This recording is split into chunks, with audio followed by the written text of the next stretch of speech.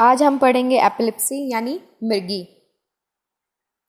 हम इसका इंट्रोडक्शन देखते हैं।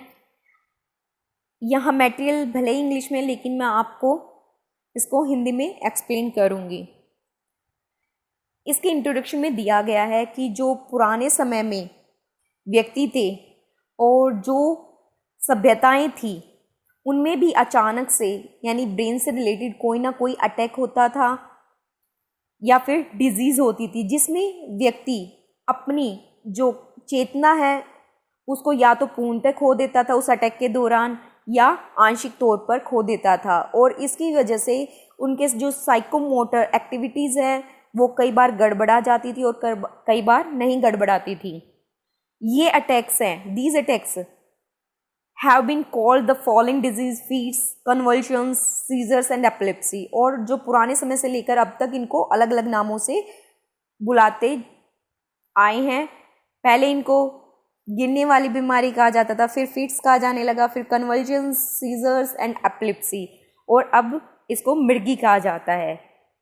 और ये डिजीज़ पुराने समय में क्या माना जाता था कि एक पवित्र बीमारी है जो कि पुराने समय में किसी दैविक यातना की वजह से उनको हो रही है।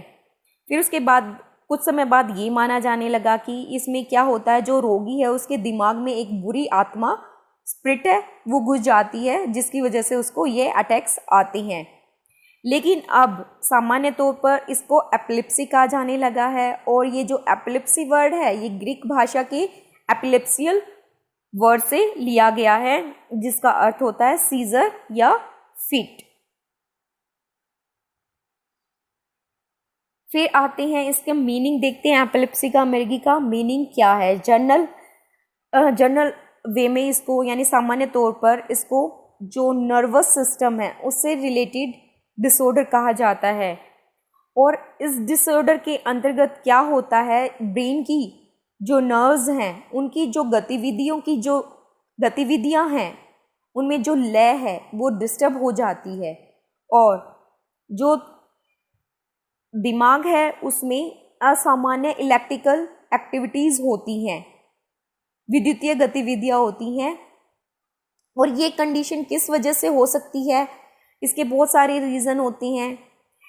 जो जैसे किसी को हेड इंजरी हो गई, कोई गांठ बन गई, या ट्यूमर हो गया है, या फिर ब्रेन तक ब्लड की अच्छे से सप्लाई नहीं हो पा रही है, तो उस स्थिति में एपिलेप्सी हो सकता है। और इसकी जो बहुत सारी वेराइटीज़ हैं, a wide variety of psychological, physical and sensory factor are thought to trigger seizure. और जो ये सीजर हैं किस वजह से आते हैं इंसान में, इसके पीछे भी बहुत सारे फैक्टर्स हो सकते हैं। वो साइकोलॉजिकल हो सकते हैं, फिजिकल हो सकती हैं, या फिर सेंसरी फैक्टर्स हो सकती हैं। और मतलब ये कॉज, इसका मतलब कॉजेज़ क्या हैं वो भी यहाँ पर मैंने लिखे हैं। जैसे एग्जाम्पल्स के तौर पर समझ सकते हैं, फैटिग, एक्साइटमेंट यानी ज़्यादा एकदम से उत्तेजित हो जाना, एंगर गुस्सा आना, सरप्राइज, अचानक से हैरान हो जाना, हाइपरवेंटिलेशन, हार्मोनल चेंजेस, हार्मोन्स में चेंजेस आ जाते हैं, विड्रॉल फ्रॉम ड्रग्स, अल्कोहल, और exposure to certain pattern of light, sounds और टच। और किसी पर्टिकुलर लाइट, साउंड या टच से भी एपिलेप्सी आ सकता है। और इसके अलावा हम इसको दूसरे वे में भी समझ सकते हैं। जो एपिलेप्सी है वो एक ग्रुप है न्यूरोलॉजिकल डिसऑर्डर्स का। इसमें क्या होता है, एक एपिलेप्टिक सीजर में अचानक से अनकंट्रोल्ड डिस्चार्ज ऑफ न्यूरॉन्स, जो अनियंत्रित न्यूरॉन्स का डिस्चार्ज है वो स्टार्ट हो जाता है। और इसको मतलब जिस पर्सन को सीजर आया हुआ है, अटैक आया हुआ है, दौरा आया हुआ है, वो देख सकता है इसे। एक ऑब्जर्वर जो वहाँ उपस्थित है वो देख सकता है। The tendency to have recurrent attack, और जो ये बार बार अटैक आने की जो है स्थिति, इसको क्या बोलते हैं, एपिलेप्सी बोलते हैं, मिर्गी बोलते हैं। अब देखते हैं डेफिनेशन, एपिलेप्सी की डेफिनेशन क्या है। लगभग आधी शताब्दी पहले जैक्सन नाम के जो एक न्यूरोलॉजिस्ट थे जिन्होंने एपिलेप्सी को डिफाइन किया। द नेम फॉर, उनके अनुसार जो एपिलेप्सी थी वो क्या थी? The name for occasional sudden excessive rapid and local discharge of grey matter. उनका क्या कहना था कि जो मस्तिष्क है उससे ग्रे जो मैटर है वो डिस्चार्ज होता है, और जब वो अचानक से ये बहुत ज़्यादा मात्रा में जल्दी जल्दी डिस्चार्ज होता है तो उसकी वजह से क्या होता है? एपिलेप्सी होता है, यानी मृगी आती है। Epilepsy is a central nervous system. ये क्या है? एक सेंट्रल नर्वस सिस्टम है, यानी न्यूरोलॉजिकल डिसऑर्डर है, वही बात कही गई है। ब्रेन से संबंधित एक डिसऑर्डर है जिसमें कि जो ब्रेन की एक्टिविटीज हैं वो असामान्य हो जाती हैं,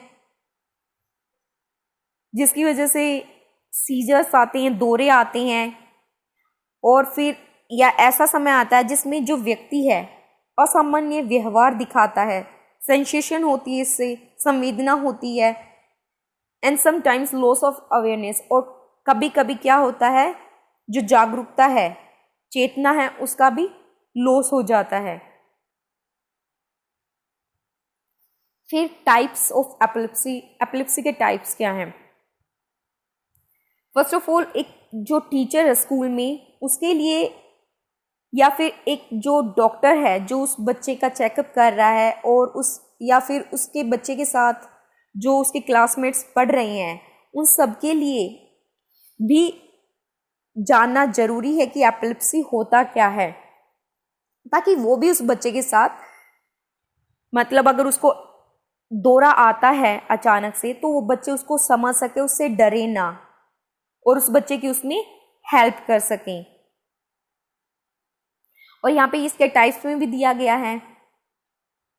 it is important for teachers, school health care personal and classmates to be aware that a child is affected by a convulsion disorder, so they can prepare to deal with the seizure if one should occur in school. There are several classification of seizure.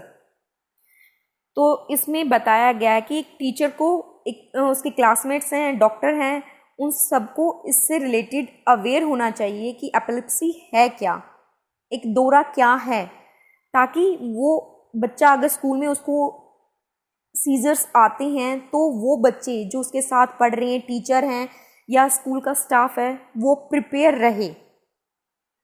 और यहाँ पर जो epilepsy की को जो categorise किया गया है वो मेनली 2 टाइप्स में किया गया है। फर्स्ट है जनरलाइज सीजर, सेकंड है फोकल सीजर्स।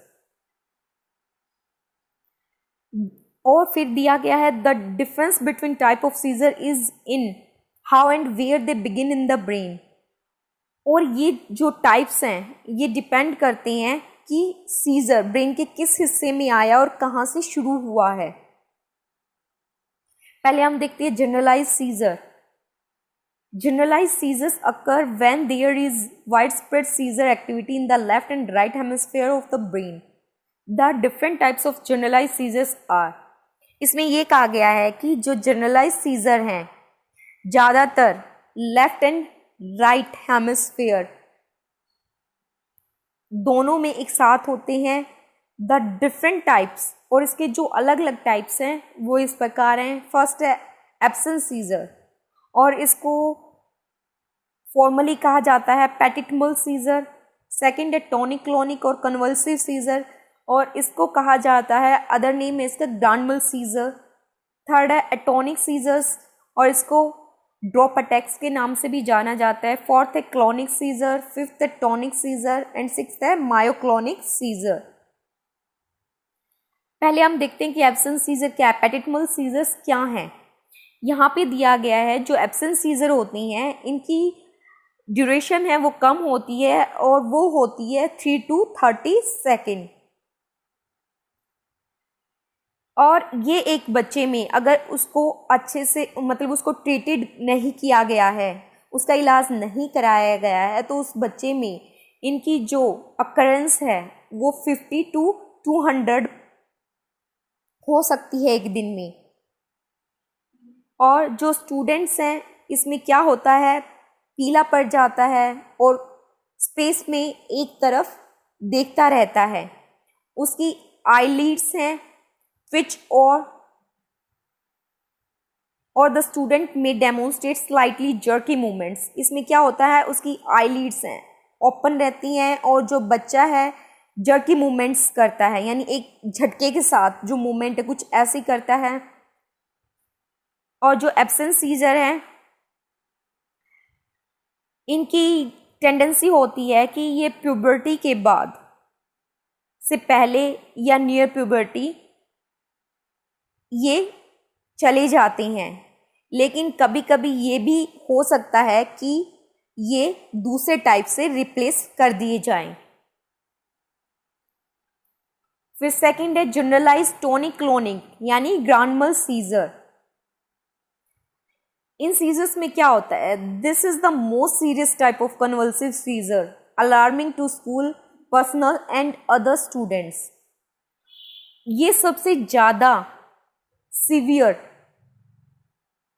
और सीरियस टाइप है कन्वल्सिव सीजर्स का। मतलब इसमें ऐंठन आती है शरीर में बहुत ज़्यादा, और इसकी वजह से जो स्कूल है और जो अदर स्टूडेंट हैं उनको भी चेतावनी मिलती है। इंडिविजुअल अपनी जो कॉन्शियसनेस है, जो चेतना है, वो खो देता है, कोलैप्सिस और गिर जाता है। कभी कभी ये भी हो सकता है कि वो चिल्लाता है और गॉगलिंग साउंड प्रोड्यूस करता है और उसके मुंह से स्लाइवा यानी झाग निकलती हैं, स्लाइवा निकलता है। उसकी जो मसल्स हैं, मांसपेशियां हैं, वो कठोर हो जाती है, रिजिड हो जाती हैं, रिजिड, और वो हाथों या पैरों से जर्की मूवमेंट करता है। और कभी कभी क्या होता है, जो इंडिविजुअल है वो अपनी जो जीभ है उसको बाइट करता है। और समटाइम्स क्या होता है, बच्चा अपने ब्लैडर पर कंट्रोल खो देता है। ब्रीदिंग में लेने में यानी सांस लेने में उसको समस्या होती है। जबड़े में खिंचाव आ जाता है, तनाव आ जाता है, और उसकी जो आंखें हैं वो खुली रहती हैं। और ये जो सीजर है इसकी टाइमिंग क्या होती है, 2 to 5 मिनट्स। जो पहले जो सीजर था पैटिटमल था 3 to 30 सेकेंड्स थी, यानी कम थी उसकी टाइमिंग, लेकिन इसकी टाइमिंग 2 to 5 मिनट होती है। और जब ये सीजर आके चला जाता है तो उसके बाद इंडिविजुअल है थका हुआ महसूस करता है और कुछ टाइम के लिए सोना चाहता है। फिर नेक्स्ट आते हैं अटोनिक एंड क्लोनिक सीजर पर। पहले देखते हैं अटोनिक सीजर यानी ड्रॉप अटैक्स। ड्रॉप अटैक्स क्या होती हैं? A seizure of this type involves a sudden decrease in muscle tone. इसमें क्या होता है, इस टाइप के सीजर में अचानक से जो मसल टोन है वो डिक्रीज हो जाता है, causing a person's body to go limp, slump और कोलैप्स। यानी अगर मसल टोन डाउन होगा, डिक्रीज होगा, तो वो क्या होगा, गिर जाएगा और चोट लगने की संभावना भी उसको ज़्यादा होगी। अटोनिक सीजर को ज़्यादातर कैटेगराइज किया जाता है सर्टेन एपिलेप्सिस सिंड्रोम से कुछ, जैसे सच एज लेनॉक्स गैस्टोट सिंड्रोम। फिर आते हैं क्लोनिक सीजर। क्लोनिक सीजर में क्या होता है, your muscles has spasms which often make your face, neck and arm muscles jerk rhythmically. They may last several times.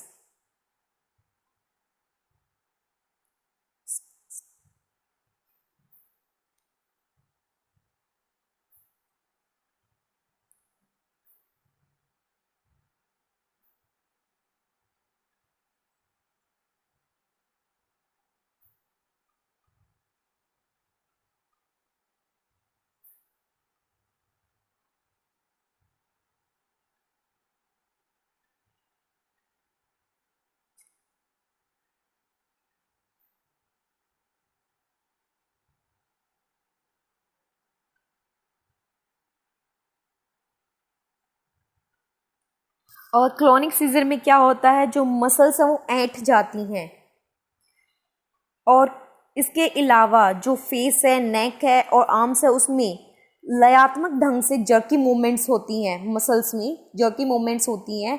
और जो ये सीज़र है ये काफ़ी मिनट्स तक रह सकता है। फिर नेक्स्ट आते हैं tonic seizure. The muscle in your arm, legs और ट्रंक टेंस अप। इसमें क्या होता है, जो हाथों की, पैरों की और जो ट्रंक यानी पेट की जो मसल्स हैं वो टेंस हो जाती हैं, खिंचाव होता है उनमें। These usually last less than 20 second, और ये सामान्य तौर पर 20 सेकेंड से कम इसकी ड्यूरेशन होती है। And often happen when you are asleep, मतलब और ज़्यादातर ये तब होता है जब आप सो रहे होते हैं। But if you are standing up at the time, लेकिन अगर आप उस समय पर उठ जाते हैं, आप उस समय अपना बैलेंस क्या है खो देते हैं और गिर जाते हैं। मतलब जिस टाइम ये सीजर आया हुआ उसी टाइम आप सोते हुए उठ जाते हैं, तो आपकी खड़े हो नहीं पाते हैं, बैलेंस नहीं बना पाते हैं, जिसकी वजह से गिर जाते हैं। These are more common in people, और ये ज़्यादातर इंसानों में होता है who have a type of epilepsy, जो कि एपिलेप्सी के इस टाइप को से मतलब जिन व्यक्तियों में एपिलेप्सी का ये टाइप होता है जिसका नाम है लेनोक्स गैस्टोट सिंड्रोम। दो people with other types can have them too, लेकिन जो एपिलेप्सी के अदर टाइप है उनमें भी हो सकता है ये कंडीशन। फिर आते हैं मायोक्लोनिक सीजर्स। जो मायोक्लोनिक सीजर होते हैं वो कंसिस्ट ऑफ सडन बॉडी और limb jerks that can involve the arm, head and neck. Myoclonic seizure में क्या होता है, जो बॉडी होती है उसमें जर्की मूवमेंट्स होती हैं, जैसे हाथ हो गई, सिर हो गया, नेक हो गई, गर्दन हो गई। The spasms occur on both sides of the body in clusters, especially in the morning.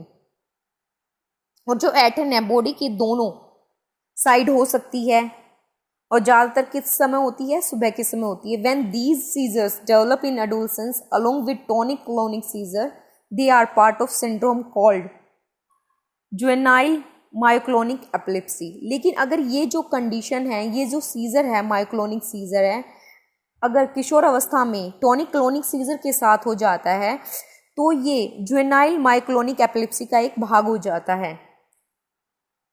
People can also have myoclonic seizure as a part of other epilepsy related condition.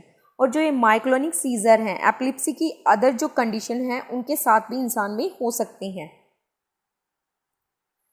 फिर जो मेन जो सेकंड टाइप था seizures का, पहला था generalise scissor था, अब है ये फोकल सीजर्स। इनको हम पार्शियल सीजर्स भी बोलते हैं। जो फोकल सीजर्स हैं उनको हम पार्शियल सीजर कहते हैं। और ये कब होती हैं, when there is a disruption of electrical impulses in one part of the brain. Generalize में क्या था, दोनों पार्ट्स में, दोनों हेमिस्फीयर में, लेफ्ट एंड राइट दोनों में होती थी इलेक्ट्रिकल इम्पल्सेस।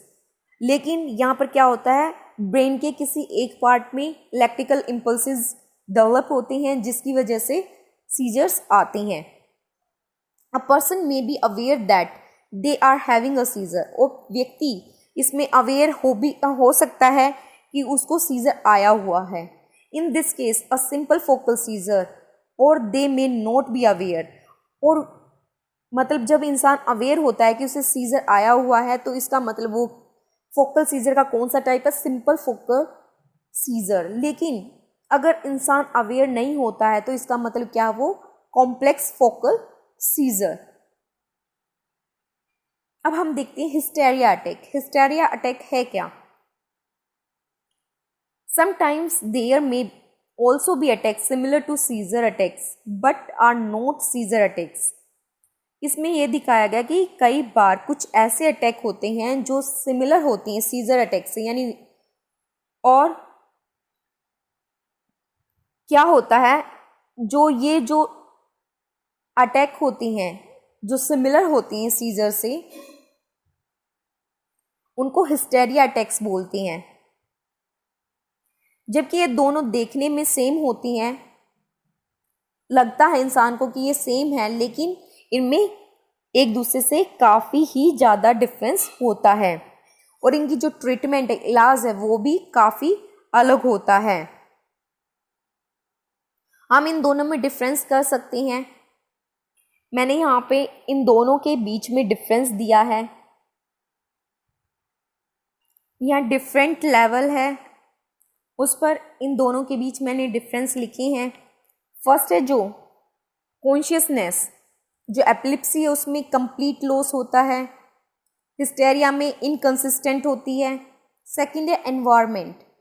एपिलेप्सी मतलब किसी भी कहीं भी आ सकता है, किसी भी सर्कमस्टांस में आ सकता है, किसी भी जगह पर आ सकता है। लेकिन हिस्टेरिया अटैक्स होते हैं वो स्पेशली क्या होता है, घर पर आते हैं, कहीं हम अंदर होते हैं वहाँ आते हैं, या व्यक्ति वहाँ पर मौजूद होते हैं, तब हिस्टेरिया अटैक्स आते हैं।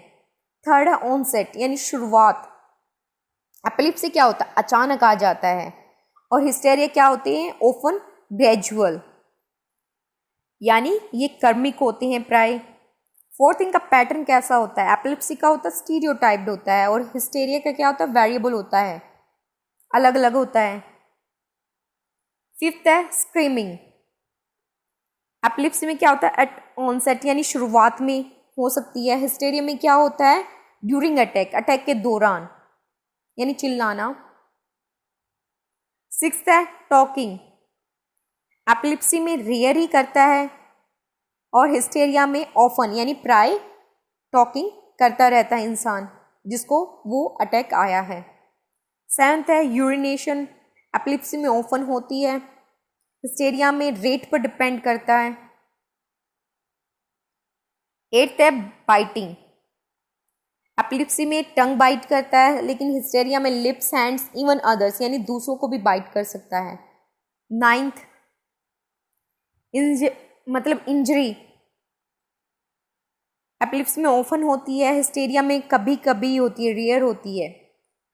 टेंथ है, और ऐसा क्यों होता है हिस्टेरिया में रेयर होती है, क्योंकि वहाँ पर वो दिखाया गया, या तो ये घर में आती हैं, या फिर हम ऐसे इंसानों के पास हैं, मतलब वहाँ पर ज़्यादा इंसान प्रेजेंट है, तो ऑब्वियस है वहाँ पर इंसान प्रेजेंट होंगे, अटैक आएगा तो वो इंसान उसको गिरने से भी बचा सकते हैं।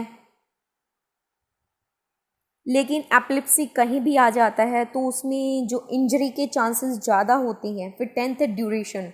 ड्यूरेशन क्या है, एपिलेप्सी की फ्यू मिनट्स है, और हिस्टेरिया की ज़्यादा यानी मैनी मिनट्स हैं।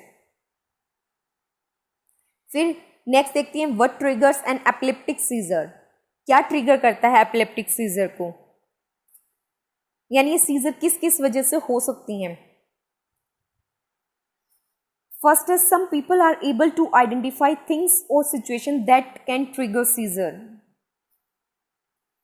A few of the most common reported triggers are, और इसमें से जो most common triggers हैं वो नीचे दिए गए हैं। जैसे lack of sleep, यानी अगर इंसान को सीजर आते हैं, अगर वो कम सोया है तो उसको सीजर आने के चांसेस ज़्यादा हैं दोबारा।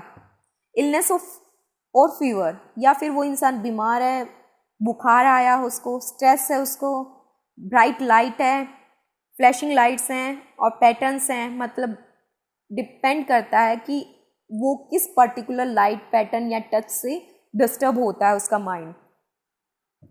कैफीन, ज़्यादा मात्रा में कैफीन लेने की वजह से, अल्कोहल की वजह से, या किसी मेडिसिन से या ड्रग से भी ये सीजर आते हैं।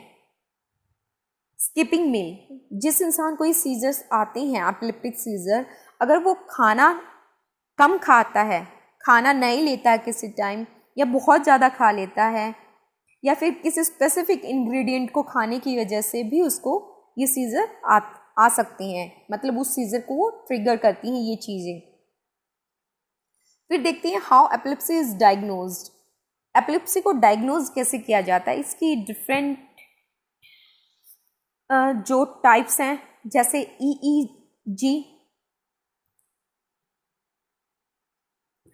ईईजी मतलब इलेक्ट्रॉन सेफलोग्राम।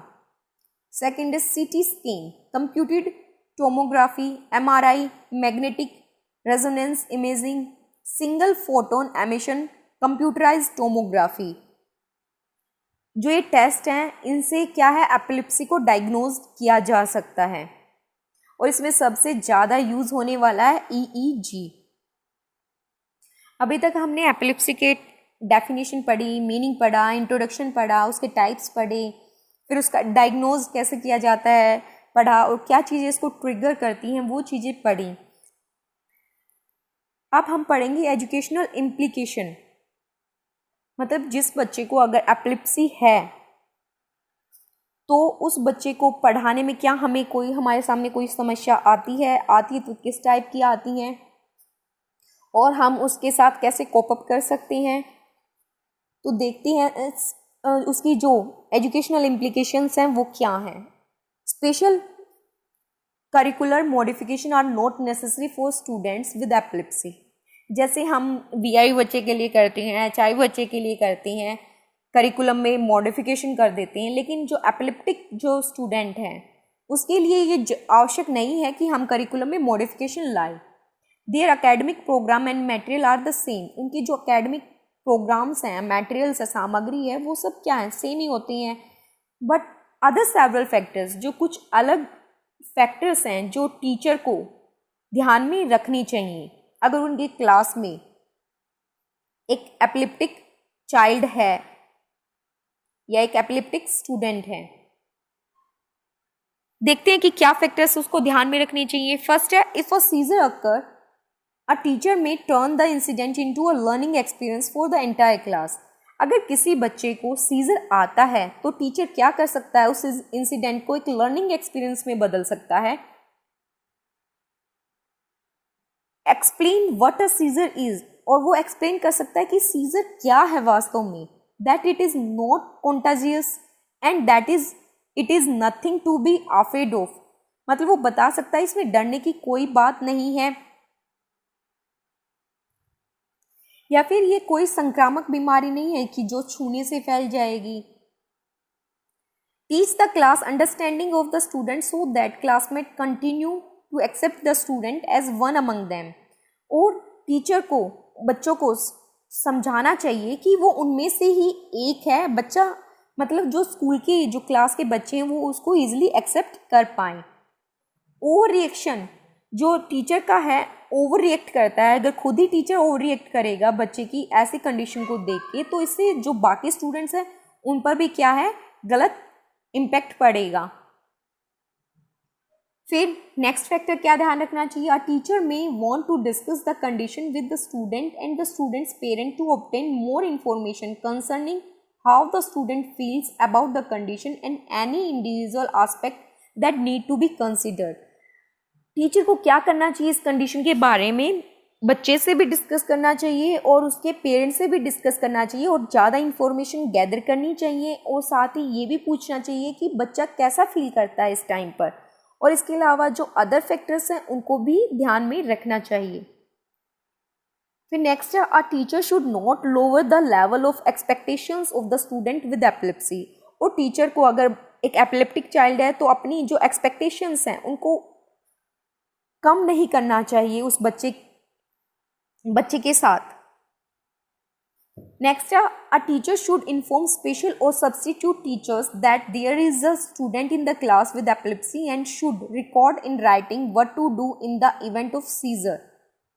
मतलब अगर टीचर है उसको इन्फॉर्म कर देना चाहिए, जो सब्स्टिट्यूट टीचर है उस बच्चे के बारे में कि क्लास में एक ऐसा बच्चा है, या फिर राइटिंग में या फिर रिकॉर्ड करके सीजर से रिलेटेड इंफॉर्मेशन उसको देनी चाहिए। नेक्स्ट आते हैं, जो स्कूल हैं, टीचर्स हैं, should be educated about the nature of epilepsy. दोनों को ही क्या है, टीचर्स को, स्कूल को एपिलेप्सी की जो नेचर है उसके बारे में पता होना चाहिए, एंड प्रोसीजर, और उस प्रोसीजर के बारे में भी पता होना चाहिए कि सीजर का जब किसी बच्चे को आता है तो उसको कैसे हैंडल किया जाए। फिर next, student with seizure should participate in school sports games and other activities. और टीचर को ये भी ध्यान में रखना चाहिए कि बच्चा है स्कूल के गेम्स में, स्पोर्ट्स में और अदर एक्टिविटीज़ में पार्टिसिपेट करे, लेकिन उसको उस बच्चे के पेरेंट्स हैं, जो फिजिशियंस हैं, उनसे एक बार कंसल्ट कर लेना चाहिए कि उसे पर्टिकुलर किस एक्टिविटीज़ में पार्ट नहीं लेना है। फिर नेक्स्ट है, a teacher should obtain information from state and national agencies concerned with epilepsy. और उस टीचर को, जो उस क्लास के टीचर हैं, उनको भी जो एपिलेप्सी से रिलेटेड इंफॉर्मेशन है राज्य स्तर पर या जो नेशनल एजेंसी हैं उनसे लेनी चाहिए। Free information is available from the epilepsy foundation of America.